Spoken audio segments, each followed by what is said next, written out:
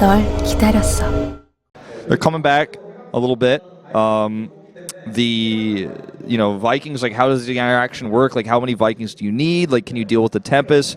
The first storms were like pretty weak, and they committed to the fight, and that's when the second storm, because he had 4 storms, the 2 High Templar, and every single storm was valuable. The first 2 helped zone, and then the second 2 actually just did so much damage to the Vikings that the Stalkers cleaned it up.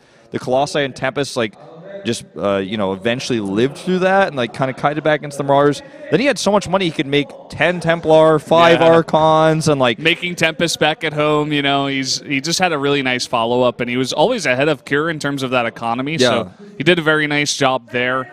And it was just a really cool composition that he was basically only able to get because of the map, and like the fact that he picks that up against the Terran. But guys, that was the 4th best of 1 we've had tonight. We are going to jump into game number 5, which is going to be Trap versus Bomber. This is a bit of like a breath of fresh air, where it's not like the same players playing each other over and over and over again. It's kind of just a mix of 6 different players playing each other, playing different matchups. It's kind of a cool thing we got going down here. Yeah, and we're going to go into Frozen Temple as our next map, that being the home map of Trap in the PvT. So this should be a pretty exciting one, as we haven't seen this map yet today. It's going to be, I think it's scheduled to be played twice, if I'm not mistaken. Yeah, just looking at it, twice. 3 times. 3 times? Yep, 3 times throughout the entire day. Couple of games the 29th Frozen game as Temple. Well. Okay. And it's interesting that Trap picks King Sadom's Station against Cure, who is a Terran, obviously, and he picks Frozen Temple against Bomber, another Terran. So he must know that Cure is not super comfortable on King Sadom's Station. He did lose on that map, but deciding to pick Frozen Temple here against Bomber. You know, this might be just simply a thing where he's like, I think Bomber doesn't ladder that much, and like Frozen Temple's a map you really only play on the ladder. It's very new to actual competitive Star Leagues. We're going to jump into that 5th set right now, guys. Trap versus Bomber in this 5th best of 1.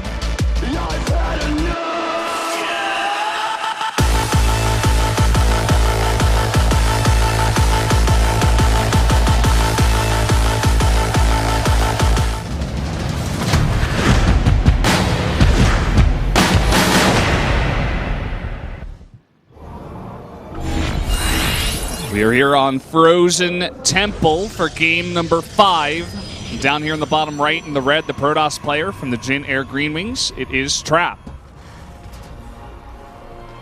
And up here at the top in blue, it's his opponent, Bomber.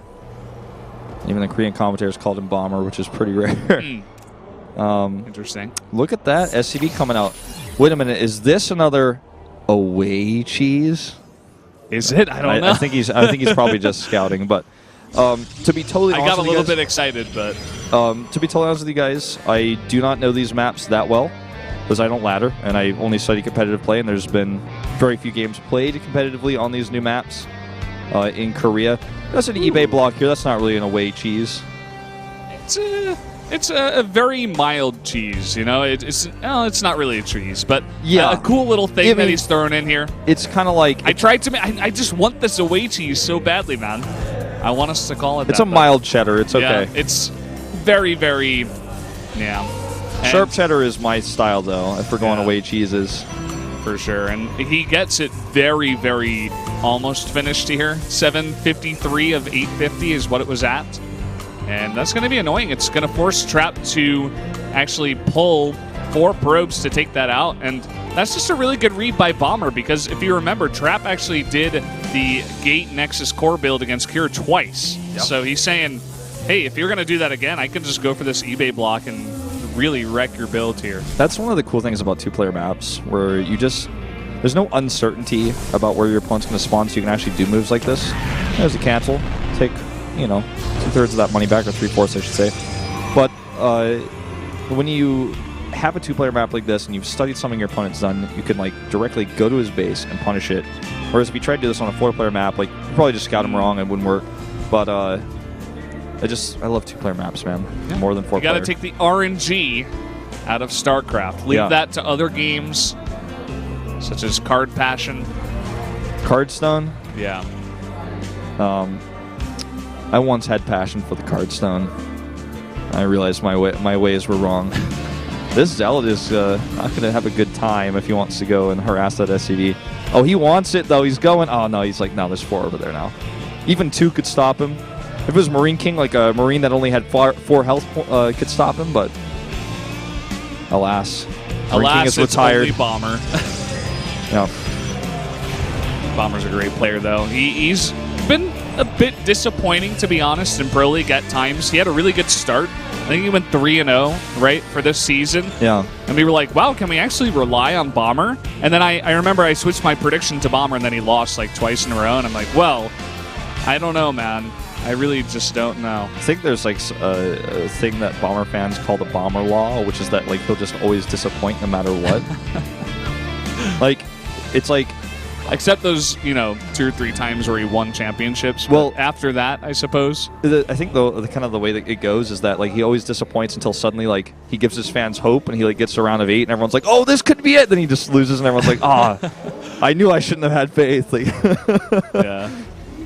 Going against the rule of Bomber there, I suppose. But he's a multi-time champion, so many different tournaments. Really impressive player, and like I mentioned before, a player who's played for so long. And has, just so much experience. And not only StarCraft 2, but StarCraft 1 as well. Well, in this game, this map, you can see that the third base is a lot easier for the Protoss to defend than in the previous one. There's no, like, horseshoe situation going on where this drop just kind of keeps going back around in the air, and the Protoss has to walk around this U-shaped, sort of pattern in order to go defend it. Blink Stalker's obviously still going to be very good on this map, and it's going to make the third base like very easy to defend because you can just blink into the main to the third or the natural, and there's no like airspace to really worry about there. And here comes that drop around towards the bottom.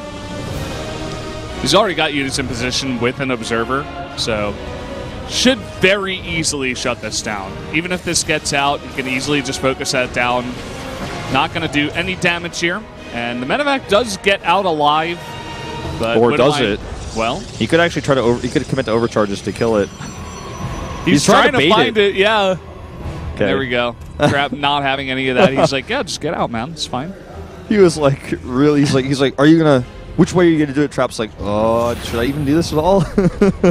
Yeah. He's like, how should I attack you? The other thing too is he might have been trying to make Trap think there was a second Widowmine in there, but there just wasn't. Yeah. All right, Blink's done, and he actually committed a lot to this, and he's got the Warp Prism up the front. A Dark Shrine is coming down behind this. Yeah, and there's a tank actually in the main for Bomber, just a safe tank. Oh, and the medevac's going to go down here. Safe tank, but not a safe medevac.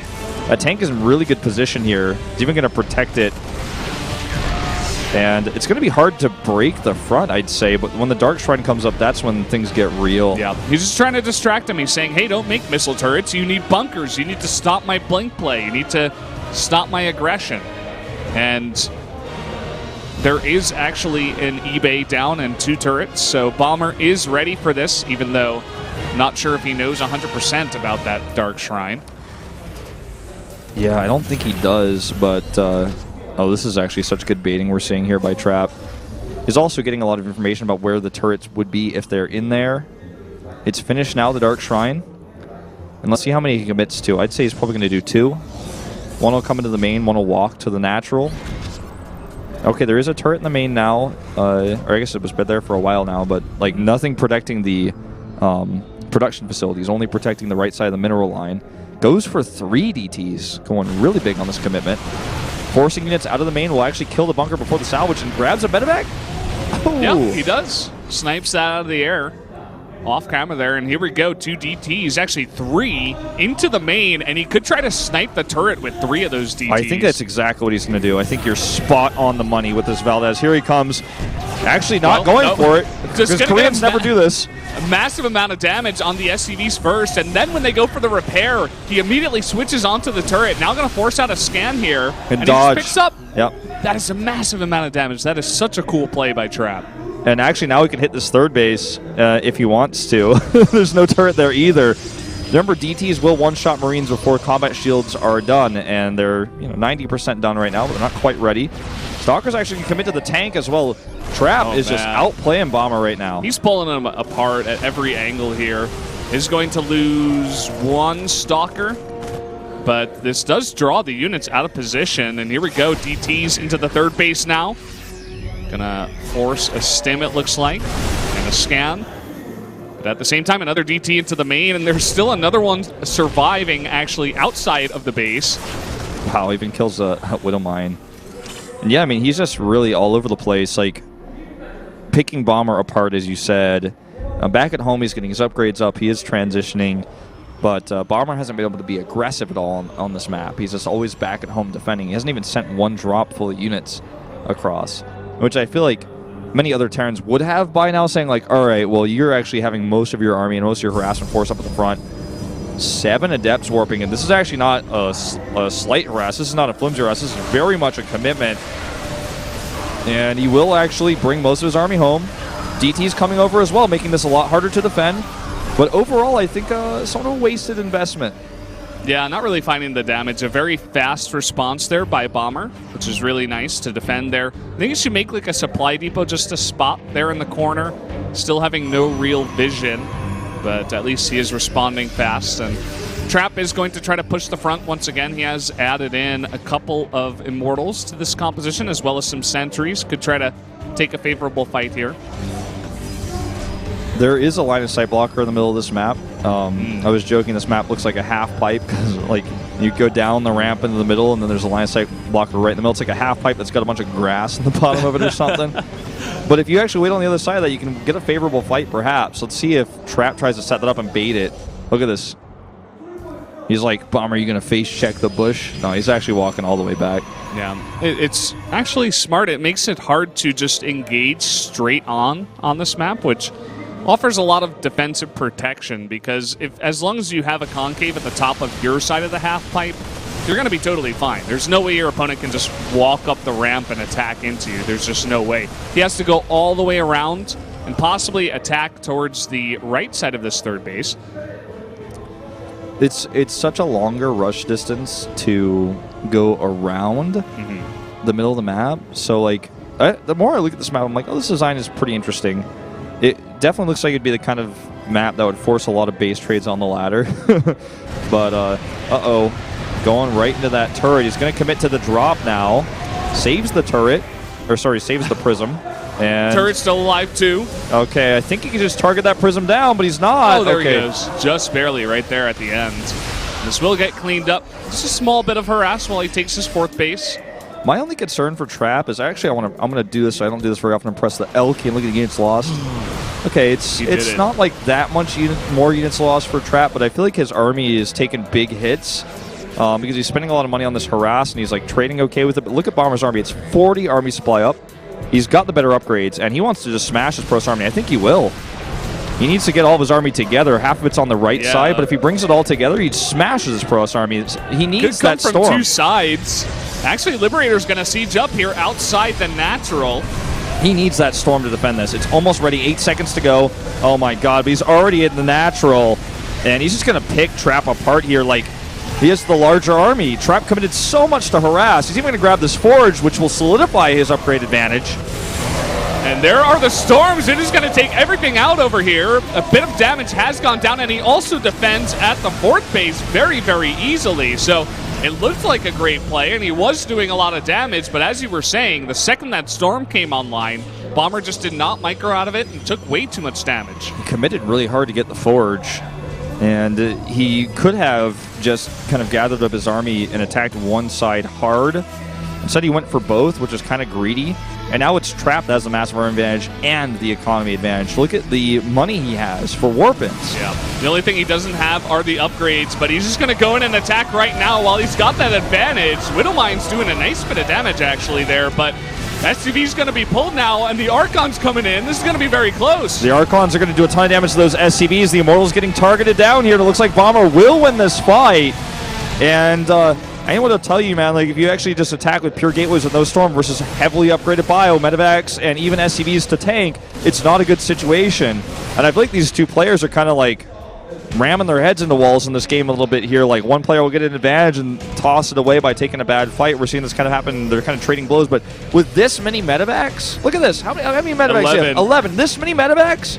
You have 11 medevacs and better upgrades on that bio, and you're trying to fight without any storms, no Colossi, no disruptors. It's like, you're not going to have a good time, I'd say. Yeah, I mean, this goes back to the beginning of the, just StarCraft 2. You need AoE against this composition. You're exactly right, especially when you're down on upgrades. And now it looks like it's Bomber's turn to attack in. Trap does have some storms now, but he did lose a significant portion of his army in that attack. All right, here we go. Storm's going down on top of this. He dodges them pretty well. He's got so many medevacs as well, so if storms don't kill part of the army, it gets healed up basically instantly. Each Marauder has its own personal medevac at this point. Here we go. Lots of storms waiting at the ready. Going to throw a couple of them out. He's being very meticulous with how he throws them out. A nice little run by at that fort base is actually going to kill the majority of the SCVs there, but he still needs to deal with this attack. Yeah, he does. By the way, that Forge unpowered looks like it'll finally go down before +2 armor finishes. Oh, not quite. It's like the unpowered Forge that's being chronoed. Yeah. Oh, what? What happened with that Mothership Core? Why did you send that over there? No idea. Look at this. I mean, there's no defense for the SCVs, right? And Trap is trying to force some kind of trade here. It looks like he should not be able to defend this. He has no more storms. That's the issue, and these Widowmines are allowed to walk into the front of the battle and siege up in a fight. That's how ahead Bomber's army is here. And killing SCVs is not going to win Trap the game. Everybody knows Terran buildings can fly, so he doesn't even have to worry about going home. Yeah, he can lose a lot of SCVs from supply depots, but there's no way this puny Protoss harassment force is going to wipe out his production. Yeah, and I love the fact that Bomber's not overreacting. He's not even really defending that much at home. He knows just how little is back at home, and he can eventually clean that up. He wants to attack here before there's, too many storms out, or the Protoss really gets too much ready to defend here. And the thing is, even if he, doesn't defend and like storms come out, like he can, as long as he killed enough bases before that, then he could just transition to make SCVs at home, and he has a better army. Okay, he needs to dodge these storms, though. I'd have to say, like, maybe just be a little bit more careful with these engagements. He doesn't have that many medevacs left, but I still think he has just too much bio. Look, he's got double the army supply. And there we go. GG. Almost pure Marauders left there at the end, and that looked like a Wings of Liberty finish if I've ever seen one. Yeah, there you go. Bomber taking an away map win, and Trap taking the loss on his home map. So, good start for Bomber, actually. He did lose on the home map, but he at least takes a win on the away map, which is more important. So, having a 1-1 here, and we're only 5 games in, but this is already turning into a very interesting group. I want to see what happens when Sue joins the mix. Yeah, and he's playing the very next game versus Cure.